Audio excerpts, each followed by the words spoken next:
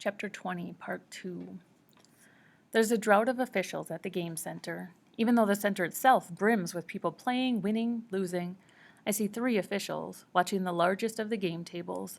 They look earnest and on edge in their white uniforms, their faces showing more stress than usual. This is strange.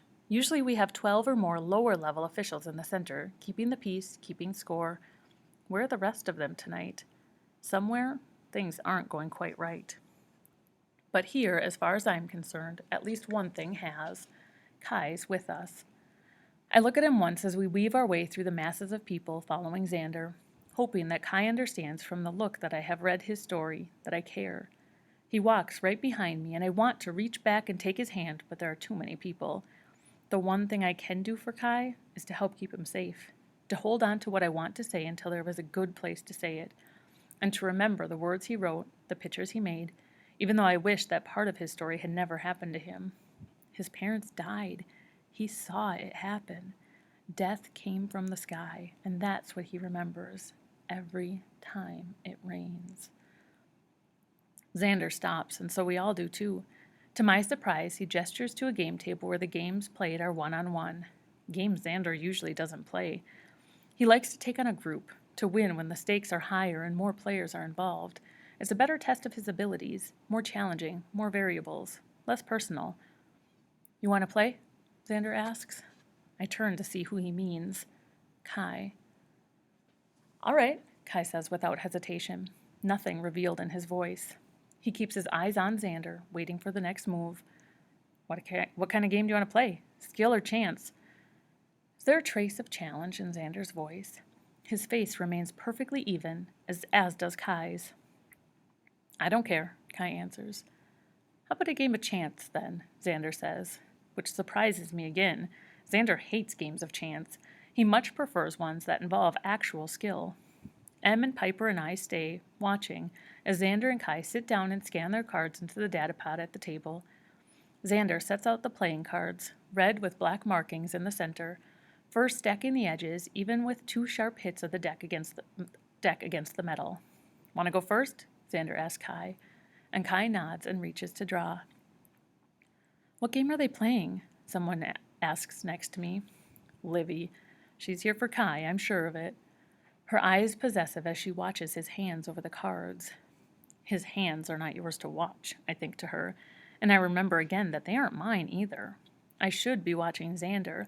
I should be hoping for Xander to win. Prisoner's Dilemma, Em says next to me. They're playing Prisoner's Dilemma. What's that? Livy asks. She doesn't know the game? I turn to her in surprise. It's one of the simplest, most common games. Em tries to explain it to Livy in a low voice so she doesn't disturb the players. They each put a card down at the same time. If they both have an even card, they each get 2 points. If they're both odd, then they each get 1 point. Livy interrupts Em. What if one has even and one has odd? If one is even and one is odd, the person who puts down the odd card gets 3 points. The person who puts down the even one gets 0. Livy's eyes fix on Kai's face. Jealousy. I think that even if she sees him in the same amount of detail that I do, which I doubt, she doesn't know anything about him. Would she still be interested in Kai if she knew about his status as an aberration? I have a thought that strikes me cold. Would I be so interested if I didn't know that he was an aberration? I never paid Kai particular attention before I knew about his classification. And before you saw his face on the microcard, I remind myself. Naturally, that piqued your interest. Besides, you weren't supposed to be interested in anyone until you were matched. I feel a little sick thinking that Livy might see Kai's true worth in a way that somehow is more pure. She's simply interested in him. No hidden reasons, no tangles, no extra layers beneath her basic attraction to him. But then again, I realize, I never know. She could be hiding something, as I am. We could all be hiding something. I turn my attention back to the game, and I watch Kai's and Xander's faces closely. Neither one of them blinks an eye, pauses before a move, shows their hand. In the end, it doesn't matter. Kai and Xander end the rounds with an even number of points. They've each won and lost an equal amount of hands. Let's go for a walk around a minute. Let's go walk around for a minute, Xander says, reaching for me. I want to look at Kai before I twine my fingers with Xander's, but I don't. I have to play the game, too. Surely Kai will understand. But would Xander? If he knew about Kai and me and the words we share on the hill? I push the thought away as I walk from the table with Xander. Livy immediately slides into his place and starts up a conversation with Kai. Xander and I go out into the hallway alone. I wonder if he's about to kiss me, and I wonder what I'm going to do if he does. But then he whispers to me instead, his words soft and close. Kai throws the games. What? He loses the games on purpose. You tied. He didn't lose. I don't know what Xander's getting at. Not tonight, because it wasn't a game of skill. Those are the ones he usually throws. I've been watching him for a while. He's careful about how he does it, but I'm sure that's what he's doing. I stare back at Xander, not sure how to respond. It's easy to throw a game of skill, especially when it's a big group, or a game like check when you can put your pieces in harm's way and make it look natural. But today, in a game of chance, one-on-one, he didn't lose. He's no fool. He knew that I was watching. Xander grins. Then his face gets puzzled. What I don't understand is why. Why what? Why would he throw so many games? He knows the officials watch us. He knows they're looking for people who can play well. He knows our play probably influences what vocations they assign us. It doesn't make sense. Why wouldn't he want them to know how smart he is? Because he is smart. You're not going to tell anyone this, are you? Suddenly, I'm very worried for Kai. Of course not, Xander says thoughtfully. He must have his reasons. I can respect that. Xander's right. Kai does have his reasons, and they are good ones. I read them on the last napkin, the one with the stains that I know must be tomato sauce, but that look like blood. Old blood. Let's play one more time, Kai says when we get back, his eyes on Xander.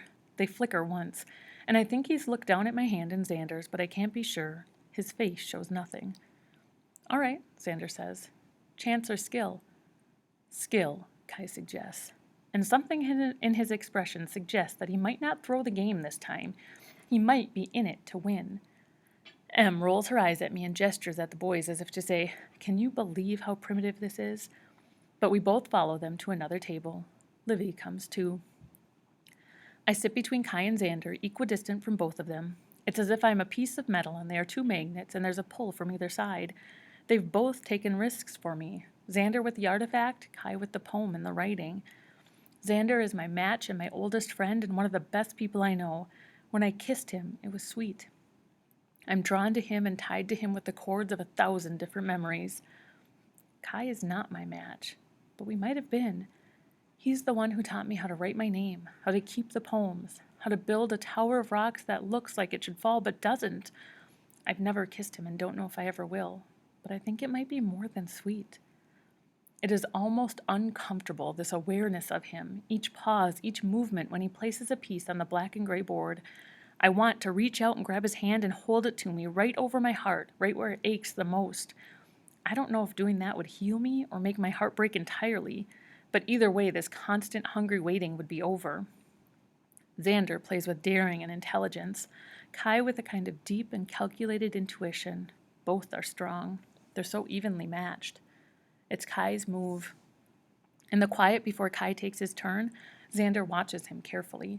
Kai's hand hovers over the board. For a moment, as he holds the piece in the air, I see where he could put it to win, and I know he sees it too, that he planned the whole game for that last move. He looks at Xander, and Xander looks back, both of them locked in some kind of challenge that seems to run deeper and older than what's happening here on this board. Then, Kai moves his hand and puts his piece down in a spot where Xander can eventually overtake him for the win. Kai doesn't hesitate once he places the piece. He sets it down with a solid sound and leans back in his chair, looking up at the ceiling. I think I see the slightest hint of a smile on his lips, but I can't be sure. It's gone faster than a snowflake on an air-train track. Kai's move may not be the brilliant one I know he could have made, but it's not stupid either. He made the move of an average player. When he looks back down from the ceiling, he meets my gaze and holds it, as he held the game piece earlier before putting it down. He tells me something in that silent pause that he cannot say out loud. Kai can play this game. He can play all of their games, including the one in front of him that he just lost. He knows exactly how to play, and that's why he loses every time.